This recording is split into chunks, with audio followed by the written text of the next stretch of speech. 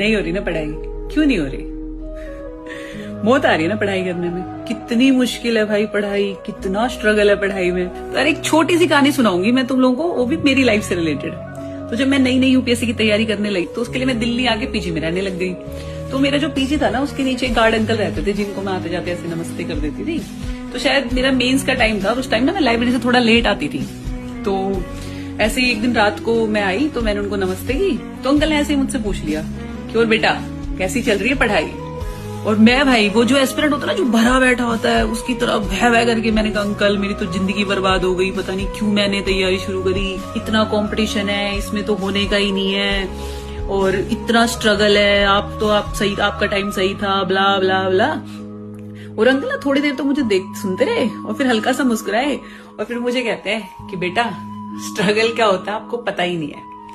Struggle वो होता है जब आपको चौकीदारी की नौकरी करनी पड़े और आपको महीने में सिर्फ 8,000 रुपए मिले और उसमें आपको 4 बच्चे पालने पड़े। और ये सब नौकरी, ये चौकीदारी, ये सब कोई नहीं करना चाहता, पर क्या करे, मजबूरी है, जिम्मेदारियां इतनी है घर की। तो बेटा आप जो करना चाहते हो आप उसकी तैयारी भी कर पा रहे हो, आप उसकी कोशिश भी कर पा रहे हो, ये बहुत बड़ी बात है अपने आप में। फिर उन्होंने बोला वरना जाके पूछना गांव में अपने पिताजी से, अपने चाचा से कि उनको किसने इतने दिन बैठ के पढ़ने का मौका दिया। कोई नहीं देता था। पहले 10वीं कर ली, 12वीं कर ली तो सब लगता था कि बस अब फौज पुलिस में लग जाए, लग गया तो ठीक है, नहीं तो अपने खेती बाड़ी कर लेगा, क्योंकि शादी भी करानी होती थी। और महिलाओं को तो ये मौके कभी मिले ही नहीं। तो बेटा ये जिसको तो आप स्ट्रगल समझ रहे हो ना, ये स्ट्रगल नहीं है, ये प्रिविलेज है।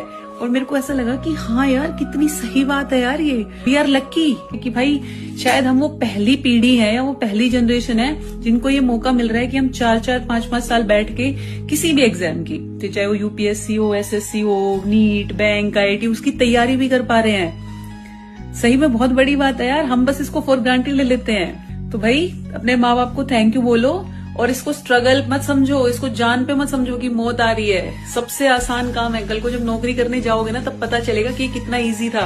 एक कुर्सी पे बैठ के सिर्फ पढ़ना है, सिर्फ पढ़ना, ठीक है? तो खुश रहो और दिल से पढ़ाई करो यार। बाकी देखो सिलेक्शन होना ना होना आपके हाथ में नहीं है और इतनी कुछ चीजें तो भगवान पे भी छोड़ देनी चाहिए यार, वो हमारे लिए सब अच्छा ही करेंगे। बस हमें अपनी तरफ से मेहनत करनी है और मेहनत करने में मरना नहीं है यार। ऐसे नहीं है, हमसे नहीं हो रहा, क्यों नहीं हो रहा यार?